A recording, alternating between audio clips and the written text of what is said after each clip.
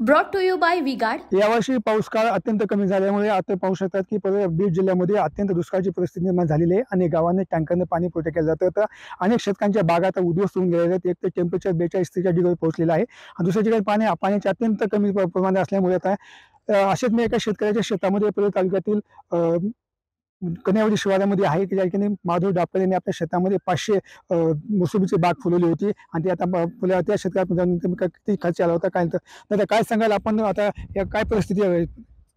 तर मी माझ्या 2.5 एकर जमिनीमध्ये भाइयों बहनों, उनके राज में पावर रहे अनस्टेबल और हम रखे सब स्मूथ और स्टेबल। हमारा नेता कैसा हो जो स्टेबल पावर दे वैसा हो। अब की बार वी गार्ड एसी स्टेबलाइजर का चमत्कार। 500 मोसंबीची रोपे लावली होती, तर याला 3 वर्ष पूर्ण होऊन गेले जूनला। तर मी या वर्षी बाग धरला होता। तर बाग धरल्यानंतर मी 1 लाख रुपयाच्या आसपास खर्च केला। खर्च केल्याच्या नंतर फवारणी आणि खतांचा डोस देऊन माल ज्यावेळेस झाड कळी बाहेर फेकतं त्यावेळेस झाडांनी कळी बाहेर फेकल्यावर वातावरण दूषित धुळी पडल्यामुळे कळी ड्रॉप झाल्या आणि राहिलेला माल जे झाडाला आहे सध्या आता उन्हाच्या टेम्परेचरनं आणि पाण्याच्या अभावामुळे तो पण गळ होत आहे।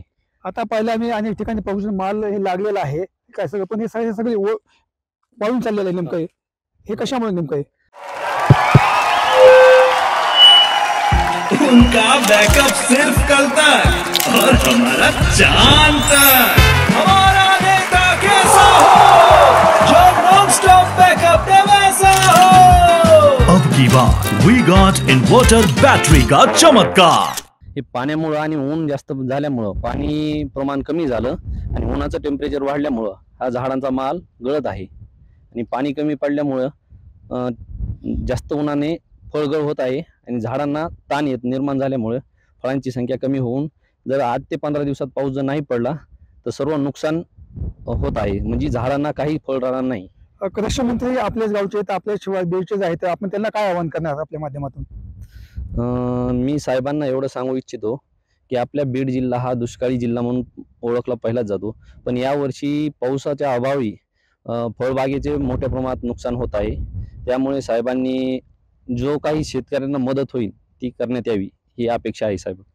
तर आपण पाहू शकतो शेतकऱ्याचं म्हणणं आहे की सरकारने तात्काळ याचे काही पंचनामे करावे आणि योग्य ते शेतकऱ्यांना मोबाईल द्यावी अशी शेतकरी मागणी करत आहेत। त्यामुळे प्रसन्न विकास वाघमारेसह मी संभाजी म्हणजे Parli Beed. Brought to you by V-Guard.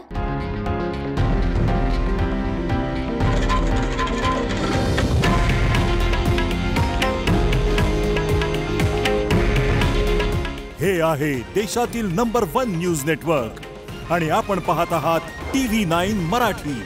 काळजी तुमची, हित महाराष्ट्राचं।